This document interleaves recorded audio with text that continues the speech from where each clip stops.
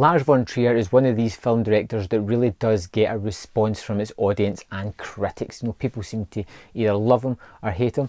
Personally, I have really no feelings on the guy whatsoever. Some of his movies I really enjoy, some of them not so much. His latest one, The House That Jack Built, stars Matt Dillon as the titular Jack, and we are kind of thrown in to this man's life. He is telling his life story through 5 incidents while he's on a journey with someone somewhere. And I think, although I'm not saying what it is, I think right from the start it's fairly obvious where they're headed and the story that they are telling. Jack is a serial killer. He is obviously our narrator, the person telling the tale, so the story is flawed, and from his perspective, which I think a lot of the kickback this movie has received is probably because of that. And it starts off with him beginning his murder spree and how it elevates throughout these other incidents that he's talking about. First of all, Matt Dillon's performance is truly exceptional. It is cold, calculative, and without any kind of empathy or morals whatsoever. A true insight into a serial killer. One of the best performances of a serial killer I've seen since Michael Rooker's Henry, a long while ago. This is somebody that is a predator, somebody that goes after somebody just to cure this urge that he has. There is some 5 particular murder scenes, which are the old incidents, starting from his first to his last, and 3 other incidents in between that really sort of mark the kind of person that this guy is. Now, this is not a glamorized version of a serial killer. This is somebody that is clearly deranged and clearly willing to do horrendous things and think about them in a smart way. You know, he is telling his story. He articulates himself very well, explaining what it felt like to go from a murder, passing time, to another murder. There were some great analogies of how it made him feel, or what the work he was trying to achieve when he was doing it.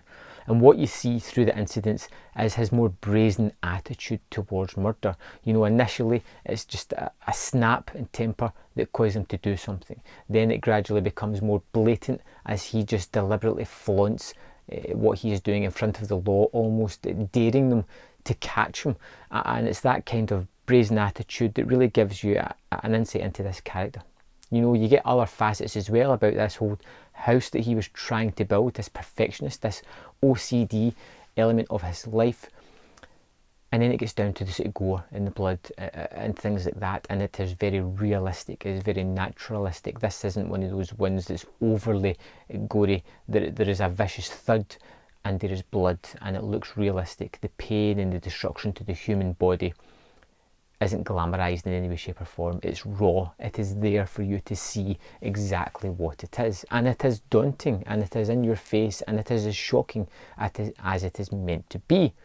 But this movie, it doesn't glamorize those kind of acts. It's someone almost looking back, trying to rationalize why they did what they did, and don't look for forgiveness, but merely try to rationalize their choices, which could be almost von Trier speaking to the critics and to the movie fans about some of his previous films as well, the ones that have got him a lot of controversy in the past. A magnificent movie, captivating from start to finish, anchored by a truly tremendous performance by Matt Dillon, who really epitomises this horrendous character. And it is truly horrendous. At no point during the movie, even though he's the narrator and trying to make his character seem sympathetic, do we sympathise or feel anything from this character other than disgust at the actions he is going through.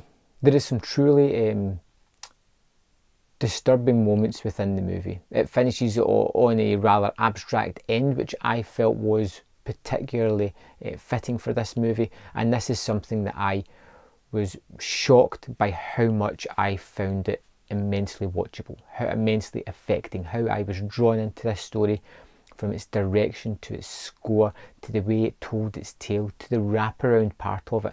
This is one of those movies that is going to polarise people, and it is going to be a kind of Marmite movie. You will love it or you will hate it. I loved it. I will strongly recommend this movie to anybody that listens to this channel. It is going to be on my top 10 movies of this year list. That is without a doubt.